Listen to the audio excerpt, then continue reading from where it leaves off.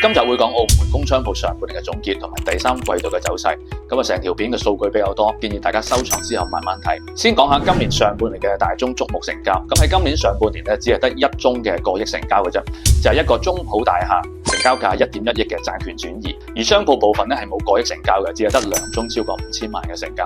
咁一單咧喺氹仔嘅舊城區木道街嘅傳統商業，咁另外一間咧係皇朝廣場嘅雙連巨鋪。咁兩單咧嘅成交價都係超過6000萬嘅。咁同去年一樣啦，大宗交易咧都係喺旅遊區為主嘅。咁而民生區唯一一單嘅大宗交易咧就係氹仔紅昌花園嘅雙連巨鋪。咁今年我哋招標成交咧係超過4000萬嘅。咁超過20萬嘅大宗租入方面咧，喺氹仔嘅旅遊區有3單嘅。咁最高一單咧係官也街入口嘅大鋪，咁另外4單咧係欣皇寺大馬路嘅，咁最高一單咧係白鴿標附近嘅大鋪，咁啊超過60萬嘅成交嘅。咁另外咧，皇朝新口岸旅遊區咧係錄得1宗嘅大宗租務成交嘅，係一個獲多利嘅單邊大鋪，咁成交價咧去到35萬嘅。而呢個區域咧仲有2單接近20萬嘅成交嘅，一宗喺金苑，另外一宗咧係皇朝廣場嘅。順帶一提咧，工商廈除咗啱啱提到中土大廈有一個債權轉移之外啦，其實係冇超過2000萬以上嘅成交。咁喺大宗租賃方面咧，只係得激成工業大廈咧有一單超過12萬嘅成交嘅啫。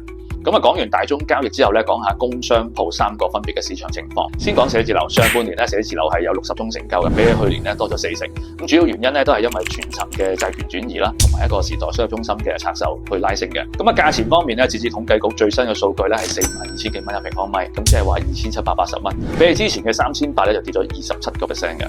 其中新口岸咧跌破咗2000蚊，皇朝咧去到3400，中區咧去到3000蚊左右。再睇下空置率嘅部分，目前咧中區嘅寫字樓空置率咧係達到12.5%，比去年同期嘅11.9%咧增長咗0.5%。皇朝寫字樓係持平嘅，新口岸嘅空置率係微跌咗0.2%。租金方面咧，全部平均價咧係17.8蚊一尺，跌咗5.3%。咁其中新口岸咧係報12.6，跌咗8.3%；皇朝報19.4，跌咗4.4%；中區咧係報16.8，跌咗2.7%。咁而各區嘅租戶數量咧總體係減少咗33戶嘅。咁其中新口岸咧係多咗9戶，皇朝咧係少咗13戶。咁啊，中區同埋南西環咧係跌咗20戶嘅。總結咧，有部分寫字樓咧其實已經係平過一啲優質工廈噶啦。咁其中咧中區嘅寫字樓咧已經跌破3000大關，咁新口岸咧係2000蚊左右嘅徘徊。縱然價錢咧已經係相當低啦，咁但係咧大家喺第三季嘅時間咧都唔好對有投資者出手抄底咧有太大嘅期望。3個區域之中咧就屬皇朝區域嘅承接力係會最強嘅，咁啊持續咧都會有新增嘅用家咧喺度等待上盤啦。咁而新口岸咧除非再跌多2成咧，如果唔係都比較難有人承接。而中區咧其實而家已經係跌低過皇朝嘅價錢噶啦，咁但係咧佢哋嘅租金咧係相對穩定，反而長遠嚟講咧中區如果有上盤咧不妨可以考慮下嘅。接下嚟咧講下分化比較極端嘅工廈市場，咁啊租賃同買賣咧都係受到比較大嘅壓力嘅。喺上半年咧只係錄得有15單嘅成交，比起去年同期大幅係跌咗44%。價錢咧係報31594，即係話2380蚊一尺，咁啊比起去年跌咗8%。咁其中最高嘅成交咧係可以去到3500蚊尺，但係最低嘅成交咧只係得1400蚊尺嘅啫。咁所以兩個價錢係相當分化嘅。租金方面咧整體微跌咗4.7%，跌幅最大嘅區域咧係青洲跌咗19.3%，其次係筷子基跌咗7%。望廈同埋水塘跌5%，林茂塘跌1.7%，黑沙環跌1.3%。租戶方面咧，全澳門咧係多咗35戶嘅，青洲係多咗18戶，黑沙環多咗1戶，望廈多咗15戶，筷子基同埋林茂塘兩個區域係持平嘅。總結工廈市場咧，由於缺乏供應啦，所以造成兩個極端分化。咁一啲倉存用途條件比較匱乏嘅一啲工廈咧，佢嘅價錢咧已經跌破咗1500蚊尺，咁相信咧好快走去1000蚊尺或以下噶啦。咁但係如果條件比較好嘅工廈咧，功能性一啲比較強大嘅一啲工廈咧，咁譬如南嶺啊或者係激成呢一啲咧，個成交價咧依然係保持喺3200到3500蚊尺，甚至乎係高過好多寫字樓嘅。再講埋大家最關注嘅商鋪市場，咁喺上半年咧係150單，比起去年係跌咗18%嘅。整體租金咧係跌咗3.4%。咁所有區域之中咧，大三巴升到6.7%，其他全部都係跌嘅。咁跌幅最大就係新橋區跌咗10.5%。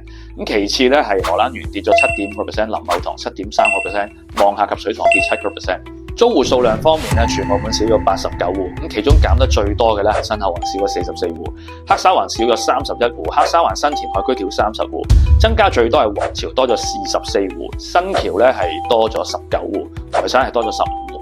空置率方面咧，皇朝北區氹仔咧喺第2季咧都有所改善，咁啊空置率咧係獲得有減幅嘅，咁其中咧氹仔咧係長期保持低嘅空置量嘅，係得2.3% 嘅啫。咁反映咧氹仔嘅消費需求強勁，同埋人流咧吸引到商戶進駐。咁而新口岸嘅空置量咧係最高係有13%嘅。民生區咧高士德、新橋區空置量咧升幅係明顯嘅，從5%咧係升到5.8%。咁中區一帶咧則微升咗咧5.5%嘅。總結商鋪市場咧比工商客市場係樂觀一啲嘅。咁工商客市場咧大部分買家咧都需要有5厘以上嘅回報。咁但係商鋪市場嘅需求咧大概係4.5% 左右。咁喺氹仔、皇朝、大三巴呢啲區域咧持續係有買家等盤嘅，承接力相當明顯。而民生區或者一啲偏啲嘅區域咧嘅緊租係持續嘅。買盤咧係集中翻喺區域裏邊嘅一啲旺段，而喺500尺到2500尺左右。咁唔係太旺嘅地方或者太細太大咧，亦都係難以揾人承接嘅。預測民生區嘅售價咧暫時唔會有太大嘅改變，但係旅遊區咧會更上一層樓。近年各大品牌咧都想盡辦法入度假村，所以導致到咧譬如欣皇寺、大馬路呢一啲長期10幾年咧都冇吉鋪咧，一下子咧有4單嘅租賃成交。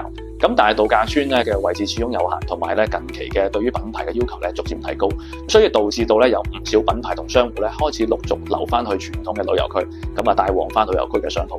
今集嘅數據講到呢度，咁喺最後咧同大家介紹下我哋嘅招標服務。喺上一集咧我哋講過一啲線上拍賣，咁又有好多朋友咧希望我哋講解下一啲招標服務嘅流程。咁其實咧喺過去呢段時間咧，好多業主同埋債權人咧都會通過招標咧等買家自行出價㗎。咁對於買家嚟講咧，其實做招標嘅物業咧有必買嘅理由，唔怕碰到一啲咧玩玩下或者待價而沽嘅業主，唔怕嘥精神。咁喺固定嘅日子裏邊，按照實際嘅情況咧，同其他買家同時出價，唔會拖延時間。相反對業主而言咧，其實亦都可以立即召集所有有興趣嘅買家同時出價，當機立斷。雙方咧亦都將最難嘅談判過程咧全部省略。今日分享到呢度，留意我嘅頻道，持續同大家更新最新嘅樓市資訊。